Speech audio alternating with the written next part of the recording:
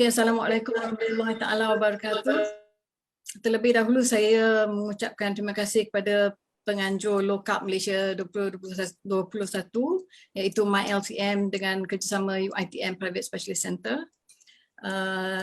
Tajuk yang saya akan huraikan pada pagi ini adalah makanan sebagai penawar. Sebelum pada itu sedikit penafian. Saya tidak ada conflict of interest. Apa yang saya cakap adalah berdasarkan sains dan saya tidak dibayar oleh mana-mana industri pemakanan. Walau bagaimanapun saya memang pengamal low carb di UiTM Private Specialist Center. Ini adalah kandungan ceramah iaitu sekarang dan dulu, punca penyakit atau respons hormon dan respons hormon, pendekatan gaya hidup dan rumusan. Makanan sebagai penawar, kita akan tumpukan perhatian kita kepada diabetes mellitus jenis 2 ataupun type 2, kencing manis, iaitu kencing manis dan berat badan berlebihan. Bila saya sebut berat badan berlebihan ini termasuklah obesity. Dan kenapa kita nak tumpukan atau fokus kepada diabetes mellitus dan BBB pada pagi ini adalah kerana obesity sedang melanda ataupun telah melanda Malaysia dengan teruknya. Ini adalah survey, tiga kali survey yang dibuat oleh KKM. Every 4 or 5 years KKM akan buat survey. Kita tengok sini pada garis yang bawah ni, the blue line. Di 2011 kita 15.1 obese population. Okay? Dan 2015 meningkat dan 2019 meningkat, ya. Bear in mind that bila kerajaan atau bila KKM tengok berat badan berlebihan dan orang yang obes ni bertambah, banyak intervensi yang dimasukkan, tetapi masih meningkat. So mungkin intervensi tersebut kurang berkesan untuk sesetengah orang. Lagi satu petanda yang menyebab orang itu ada penyakit adalah perut buncit. Senang cerita, layman kata perut buncit ataupun obesity abdomen. So kalau kita tengok ni, 51% yang ada obes ataupun berat badan berlebihan.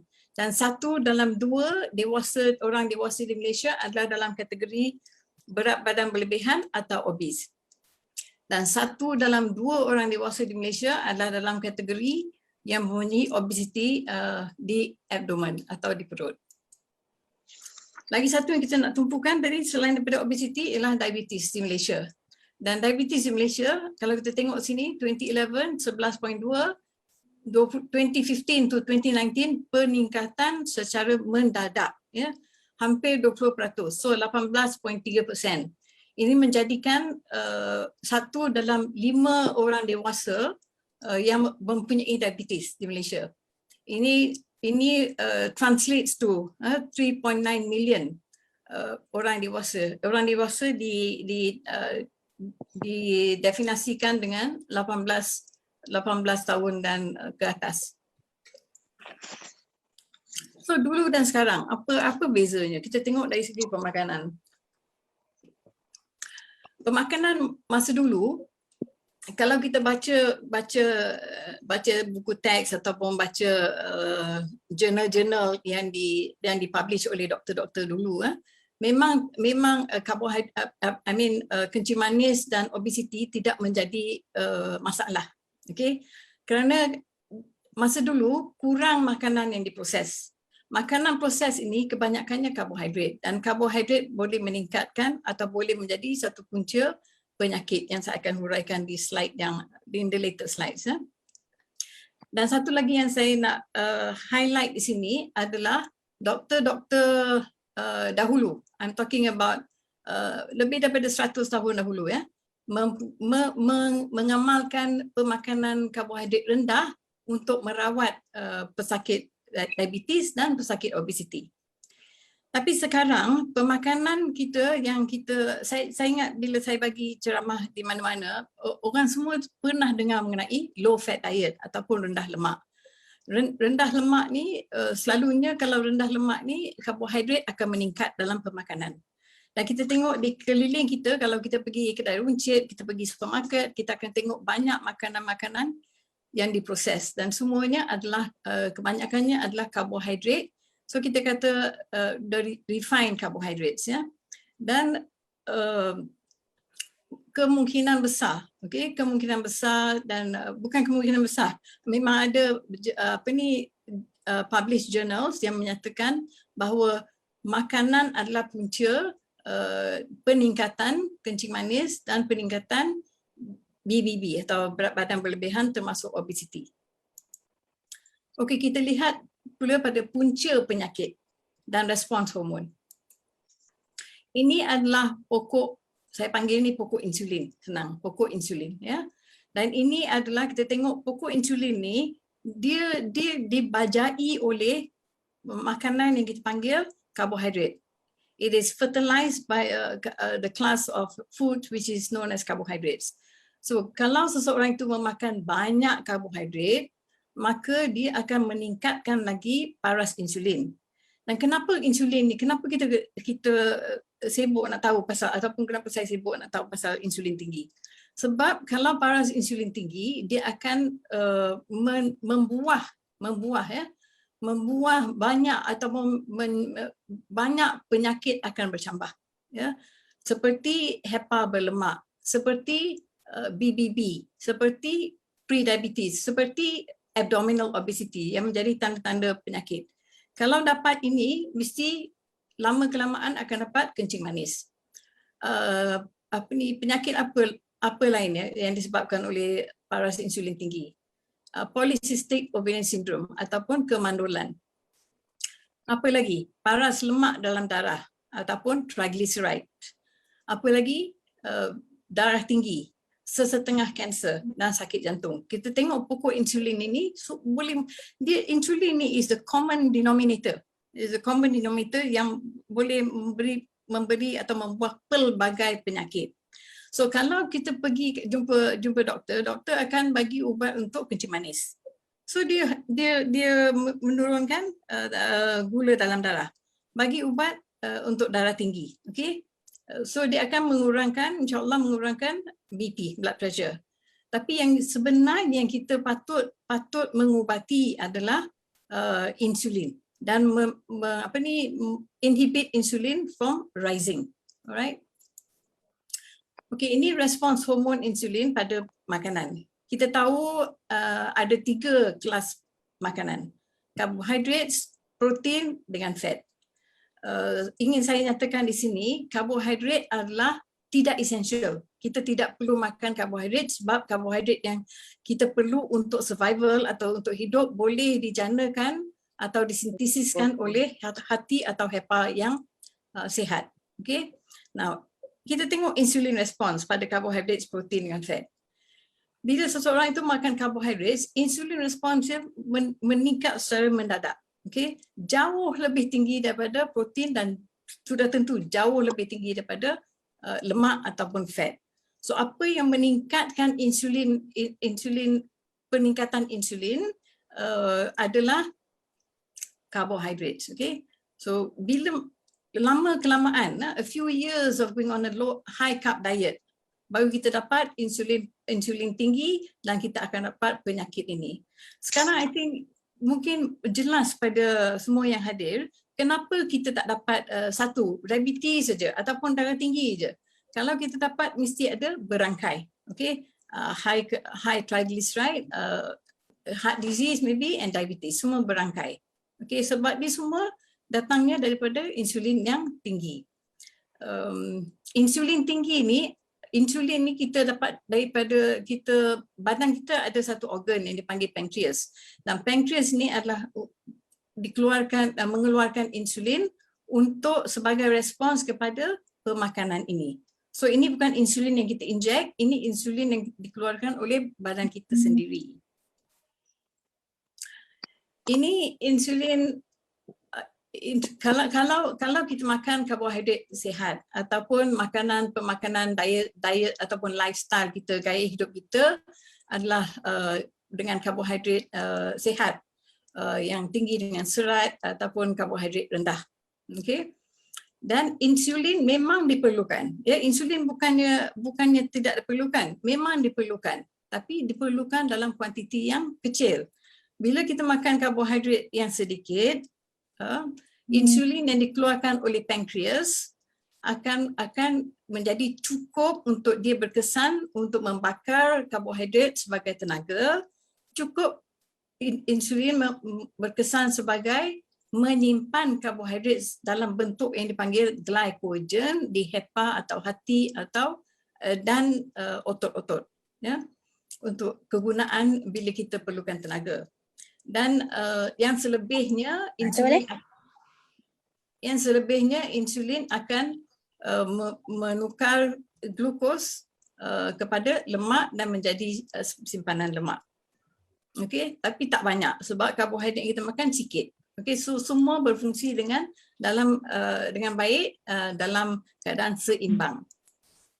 Tapi kalau kita makan karbohidrat banyak, okey, banyak kita makan karbohidrat, dia akan bertukar menjadi glukos atau gula pun tinggi dalam darah. Bila gula tinggi dalam darah, dia bagi signal kepada pankreas kita untuk mengeluarkan lagi insulin. Okey, insulin, so sekarang ni insulin dah jadi banyak. Okey, bila insulin jadi banyak, dia tidak boleh ataupun tidak mampu berkesan sebab dia seseorang itu dalam situasi yang kita panggil insulin resistance. Insulin resistance ni menyatakan bahawa insulin tak boleh berkesan sebagaimana ia patut berkesan secara normal.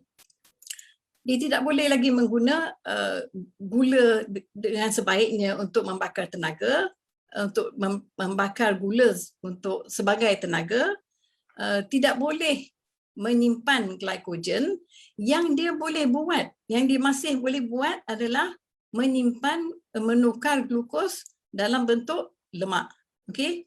Dan bila insulin tinggi, saya menarikkan perhatian semua yang ada, dia akan menyebabkan penyakit-penyakit ini daripada yang puncanya daripada insulin tinggi.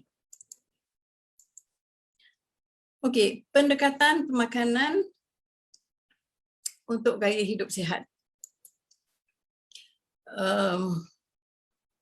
Okey, pendekatan, I don't know whether you all can see the title, tapi my title here is blocked. Pendekatan yang saya maksudkan di sini adalah pendekatan pemakanan karbohidrat rendah sebagai ubat ataupun sebagai penawar untuk merawat penyakit diabetes ataupun menghindar penyakit diabetes dan juga penyakit-penyakit lain yang kita nampak dalam pokok insulin tadi. So, ramai yang tanya saya, ini idea baru ke? Dari mana idea ni datang? We have not heard about this low carb diet. Selalu kita dengar low fat. So, ini baru ke? Dari mana idea ini datang? Kenapa baru sekarang dengar? Sebenarnya, tuan-tuan dan puan-puan, sebagaimana yang saya katakan tadi, about 100 years ago, kan, this idea was already practiced by physicians. Memang doktor-doktor dia merawat orang yang obes, tak ramai orang yang obes. Dia merawat orang yang obes kalau ada, merawat diabetes dengan pendekatan karbohidrat rendah. So ini bukan idea baru, ini adalah pendekatan lama tetapi ramai telah lupa yang mengubah cara pemakanan boleh merawat diabetes dan penyakit-penyakit lain secara berkesan. Dan masa around about the same time, about 100 years or so, kalau kita tengok buku teks yang diguna oleh doktor-doktor dan diguna oleh penuntut perubatan, The Principles and Practice of Medicine, kalau kita buka buku tu, kita akan tengok cara merawat diabetes adalah dengan karbohidrat rendah. Maknanya 10 gram saja karbohidrat. Dan buku ini bukan dikeluarkan ataupun ditulis oleh seorang yang a superb physician, ya, terkenal masa dia, Sir William Osler. Dan dia bersetuju bahawa karbohidrat rendah adalah berkesan untuk merawat diabetes dan mengurangkan insulin. Pesakit yang datang ke klinik saya, dia heran. Dia kata, saya langsung tak makan gula dah. Saya minum teh kosong, kopi kosong, malah selalunya saya minum air kosong aja. So dari mana datangnya gula, doktor? Mula-mula saya mengucapkan syabas kerana this is the first step, ya. You tahu gula is no good, so you minum air kosong atau teh kosong, kopi kosong. That is the first step. Tapi kan kenapa ada lagi gula masih tinggi? Kita tengok dulu minuman manis. I think semua orang tahu minuman manis ni penuh dengan gula, so tak payah saya elaborate. Ini kuih ni pun orang tahu manis, tapi kadang-kadang kita kata okeylah, tak apa, kita makan sikit je. Sikit ini, sikit ini, sikit ini, sikit ini. Inilah keadaan di mana sedikit-sedikit lama-lama jadi bukit. Okay. Kalau makan sekeping ataupun 65 gram kuih ketayap, dia akan bertukar menjadi, senang cerita, dia akan bertukar menjadi 8 sudu kecil gula. Betapa banyaknya. Dan kalau makan ini sikit, ya, katalah sekeping, saya tak tahu berapa, kalau sekeping ini 100 gram, dia akan bertukar menjadi 8 sudu kecil gula. So sikit sini, sikit sana, kita in the end kita makan banyak gula dah masuk. Dan siapa yang menyediakan sugar equivalent ni ialah Encik Hadi, iaitu dietitian daripada UiTM. So thank you Hadi. Okay. So yang bila kita makan manis, kita ingat kita makan sikit-sikit, tapi sikit-sikit tu lama-lama jadi bukit, kita menimbun kita punya glukos dalam darah. Okay. Tapi yang kita tak perasan adalah karbohidrat bukannya selalu manis. Yang tak manis pun akan bertukar menjadi gula. Kanji atau karbohidrat ini adalah rantaian glukos. Bila dia masuk dalam salur pemakanan kita, dia akan dihadamkan dan dia akan bertukar menjadi glukos dan akan diserap masuk dalam darah. Lama-kelamaan insulin tinggi, glukos tinggi, insulin pun tinggi dan dapat penyakit-penyakit pokok insulin. Ini makanan yang kita rasa okey, dia tak manis sangat, dia hidden sugars, tapi it's dangerous. Tengok roti pun ada gula. Biskut ini yang tak manis pun ada gula. Dan lain-lain semua kita tengok sini memang dia gula tapi hidden sugars. So ini dia kita sering breakfast food, ya, because it's marketed as makanan sihat. Tapi dia dalam badan kita dia bertukar menjadi gula. Okay. 2 minit Prof. Nafisa. Okay, thank you. So this is the nasi dagang semua bertukar menjadi gula, dan kadang-kadang kita tak nak makan nasi, kita makan roti canai, dia bertukar menjadi gula 12 sudu. Okay? Dan rava tosek 85 gram 9 sudu. Dan ini semua boleh, saya tak ada masa, tapi semua boleh pergi tengok HTTPS PHC UK ni ataupun Google PHC UK akan dapat semua sugar equivalent ni. Okay? Nasi putih, nasi perang, roti putih, roti perang dan lain-lainnya. Kenapa yang kita nak perlu banyak sangat gula dalam badan kita? Sedangkan badan kita untuk survival atau untuk hidup, kita perlukan satu sudu kecil saja. Ya? Nah, satu sudu kecil ini akan dijanakan oleh hepa atau hati kita yang sihat. Tak perlu datang dari makanan. Rumusannya ialah kalau kita makan karbohidrat jenis sihat, tinggi serat dan karbohidrat yang tidak diproses, bersama dengan protein yang mencukupi, ikan, daging dan lain-lain lagi, lemak sihat yang mencukupi, ya, kita akan jadi lebih sihat. Sudah tentu kalau karbohidrat jenis sihat yang kita makan yang tidak diproses, paras glukos akan turun, paras insulin pun akan turun dan akan merasai satu nikmat kesihatan, iaitu kesihatan dalaman, ya. Dan kemungkinan besar kalau dapat kawal dengan pemakanan, ubat pun boleh dikurangkan atau berhenti terus, tapi ini kena di bawah pengawasan doktor perubatan. Dan lain-lain penyakit juga boleh berkurangan ataupun back to normal, ya. You send it all into remission. Ini adalah rujukan saya dan saya nak menarik perhatian semua kepada pernyataan ini, iaitu jangan mulakan cara pemakanan low karbohidrat ini tanpa pengawasan doktor sebab dia sangat-sangat berkesan mengurangkan gula, dan kalau kita makan ubat yang menurunkan gula, kita takut dapat gula terlalu rendah yang agak berbahaya, hypoglycemia. So dengan itu saya mengucapkan terima kasih. Assalamualaikum.